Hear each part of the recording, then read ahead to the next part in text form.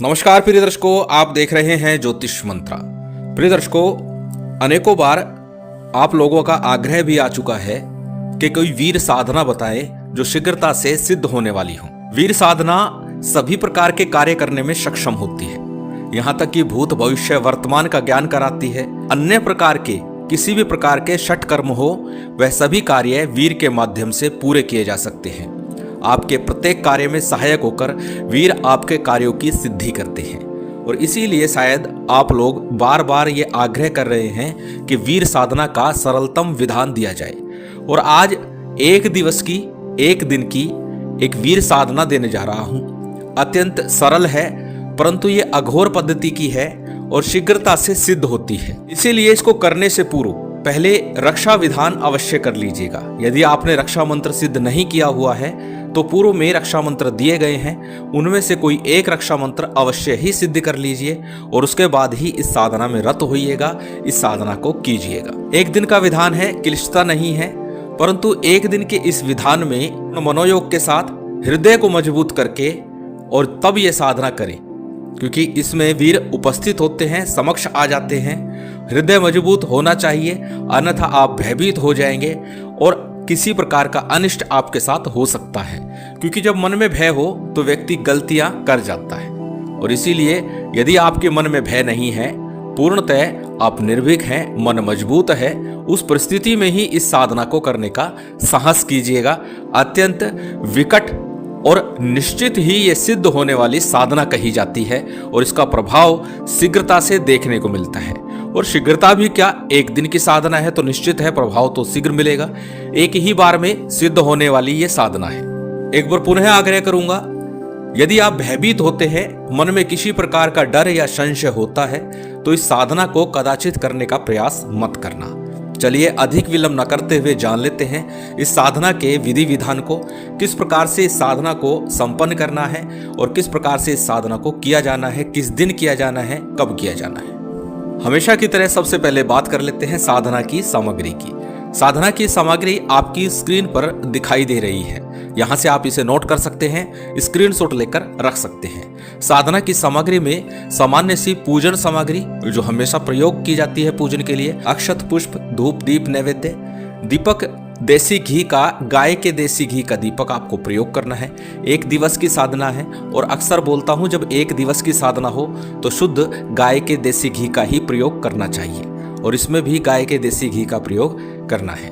दूसरी मुख्य सामग्री है आपके वस्त्र। श्वेत वस्त्र धारण करके आपको ये साधना आरंभ करनी है। कुशा का या सफेद कोई भी सूती आसन आप प्रयोग कर सकते हैं, श्रेष्ठतम होगा कुशा का आसन प्रयोग करें।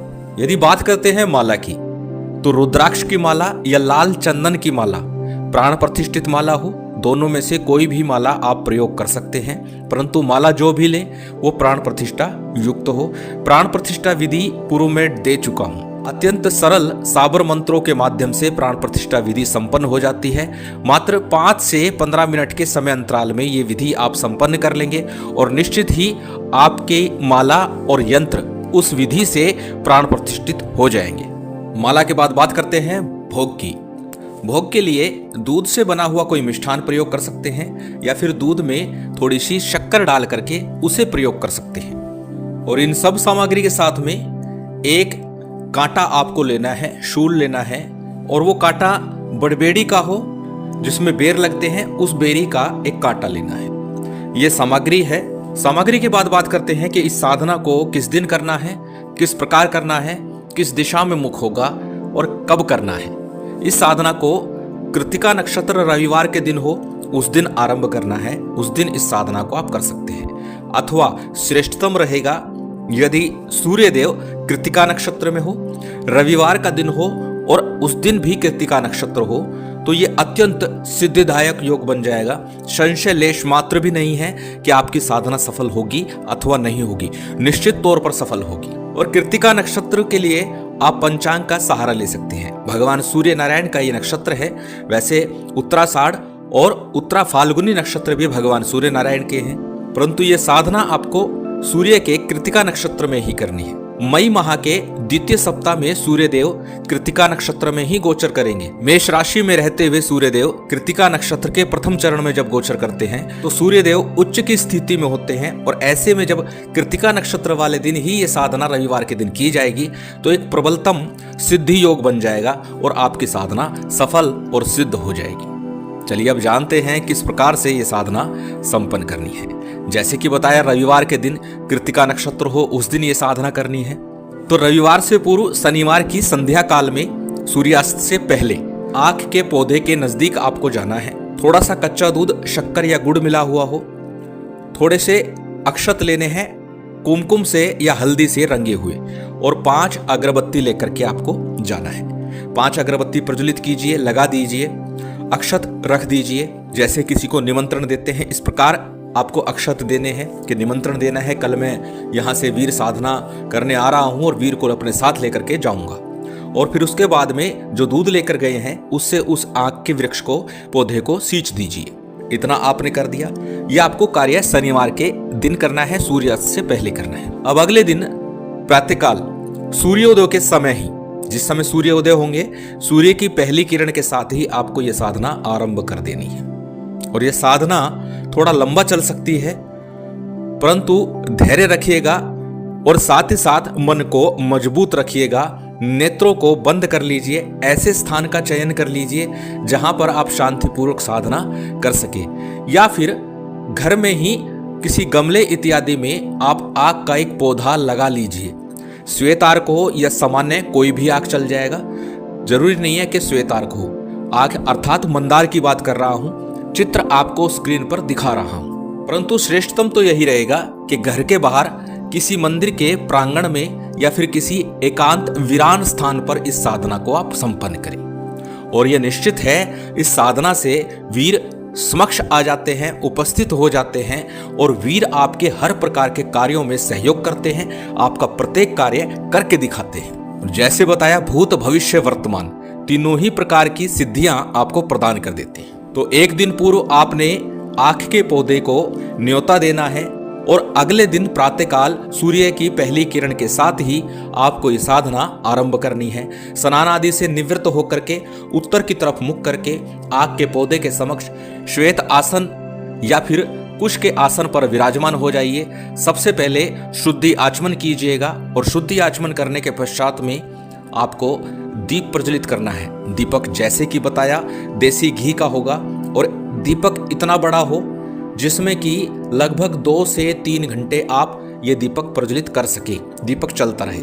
इतनी देर ये साधना चल सकती है आपकी, जल्दी भी पूर्ण हो सकती है। वो आपके ऊपर निर्भर है कि आपकी गति क्या है मंत्रों को जपने की, या आप कितने धैर्य से जपते हैं। कहीं आप में घबराहट या भय हुआ तो साधना में मन कम लगेगा, आपका भय के कारण हो सकता है विलंब हो जाए। इसलिए पुनः दोहरा दूं, जब भयभीत होते हो तो ये साधना ना कीजिएगा। शुद्धि आचमन दीपक प्रज्वलित करने के पश्चात में हमेशा की तरह फिर से एक बार संकल्प ले लीजिए।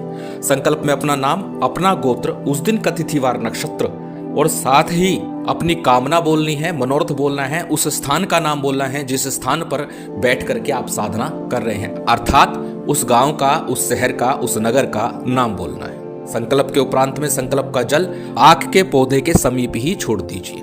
संकल्प के उपरांत में सामान्य सा गणपति का, गुरु का, कुल देव, पितृदेव, स्थान देव एक थाली रख लीजिएगा। उस थाली में अक्षत छोड़िए उनके नाम से, और सामान्य सा पूजन थाली में ही संपन्न कर लीजिए।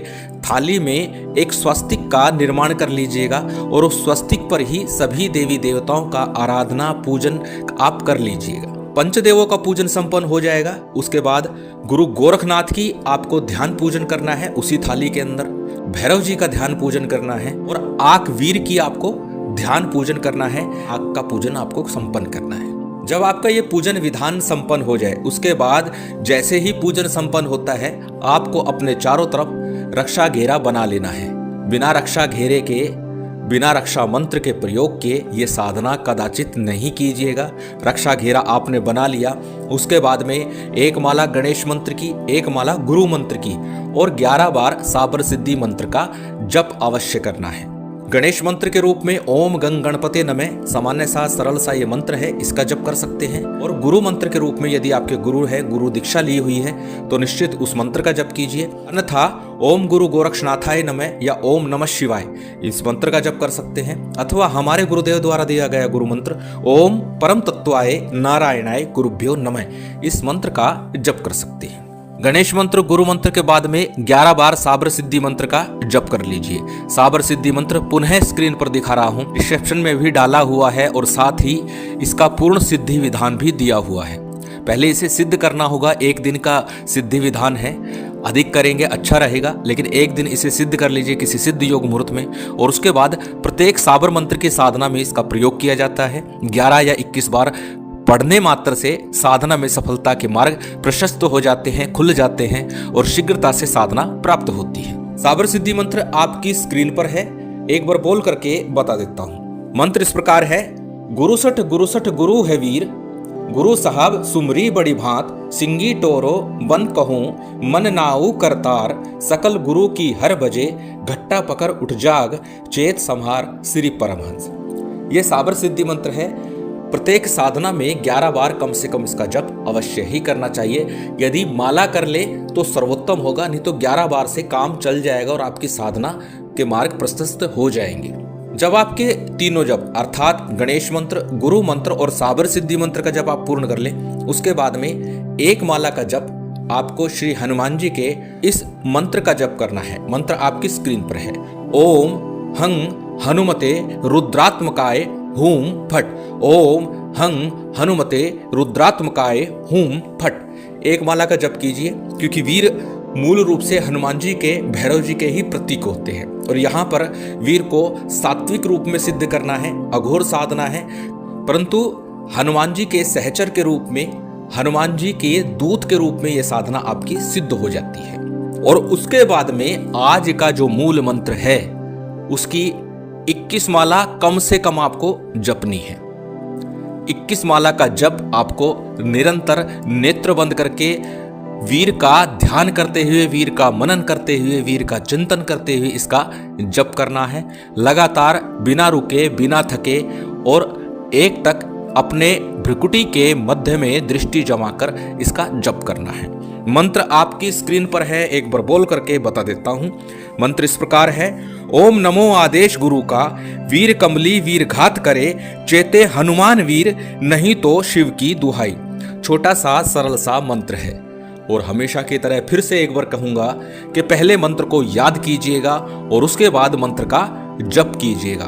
जब तक मंत्र पूरी तरह से कंठस्थ ना हो जाए साधना पर नहीं बैठना चाहिए, अन्यथा आपकी साधना में आपके विघ्न आएंगे, क्योंकि मंत्र विस्मृत होगा, आपका ध्यान भंग होगा और उससे आपकी साधना में भंग पड़ेगा, विघ्न आ जाएगा। जब आपकी माला का जप हो जाए, वैसे तो 21 माला करते करते ही वीर दर्शन दे जाते हैं, अथवा 31-51 माला का जप कीजिए। प्रिय दर्शकों, जब किसी सिद्धि की बात होती है तो शास्त्रोक्त मत तो यही है कि यह साधना इतनी देर में, इतने दिन में सफल हो जाती है। परंतु मैं एक बात अक्सर बोलता हूं कि साधना में सिद्धि के लिए हमारा पूर्ण मनोयोग, हमारा कर्म काम करता है और साथ ही साथ हमारा प्रारब्ध भी काम करता है। हमारे पूर्व जन्म के कृत्य भी हमारी साधना की सिद्धि में, सफलता में सहायक हो जाते हैं। और ये बात पूर्व में कई बार बता चुका हूं। आपने ऐसे बहुत से लोग देखे होंगे, जानते होंगे कि इन्होंने तो कभी विशेष पूजा पाठ नहीं की और इन्हें सिद्धियां कैसे प्राप्त हो गई। वो उनका प्रारब्ध है। गुरु की विशेष कृपा हो जाए तो भी सिद्धियां शीघ्रता से प्राप्त होती है, परंतु जब स्वयं परिश्रम करना पड़ता है तो परिश्रम की अधिकता हो जाती है, परिश्रम कुछ ज्यादा करना पड़ जाता है। और इसीलिए साधना की सिद्धि निर्भर करती है कि आपका परिश्रम कितना था। 1 बार में नहीं, 2 बार में नहीं, 3 बार में निश्चित ही प्रयास सफल हो जाता है। अर्थात 3 रविवार की बात है, जब भी कृत्तिका नक्षत्र आए प्रयास कीजिए, परंतु पहली बार में ही ये सफल होने की बात आती है। और जितने भी लोगों ने प्रयास किया है, लगभग रेशो 70 से 80% रहा है कि प्रथम प्रयास में ही वीर की ये साधना सफल हो गई है। जब वीर प्रत्यक्ष होंगे, आप वचनों में उन्हें बांध लेना कि जब भी बुलाऊं आना होगा, मेरे हर कार्य में सहयोग करके उसे पूरा करना होगा और जैसा मैं चाहूंगा उस प्रकार से आपको व्यवहार करना होगा, अर्थात मेरी बात को मानना होगा। प्रिय दर्शकों, कई बार इस प्रकार की साधनाओं में अन्य शक्तियां भी प्रकट हो जाती हैं। तो विचलित ना हो, धैर्य पूर्वक अपनी साधना में अपने मंत्र में लगे रहें। दूसरा, वीर यदि कोई अनुचित मांग करे तो बिल्कुल भी पूरा करने का वचन ना दे। साधना एक दिवस की है, सरल है, परंतु पहले बताया कि हृदय मजबूत हो, मन मजबूत हो, तब इस साधना को करना। श्री हनुमान जी महाराज की विशेष कृपा आप सभी को प्राप्त हो, यही कामना है। महामाई की विशेष कृपा बनी रहे, यही कामना है। उम्मीद करता हूं आज की ये जानकारी, ये वीडियो आपको अच्छी लगी होगी। यदि अच्छी लगी हो तो कृपया लाइक कीजिएगा, शेयर कीजिएगा। यदि चैनल पर नए हैं तो सब्सक्राइब कर बेल आइकन बटन दबा दीजिएगा। जय माता दी, जय श्री राम।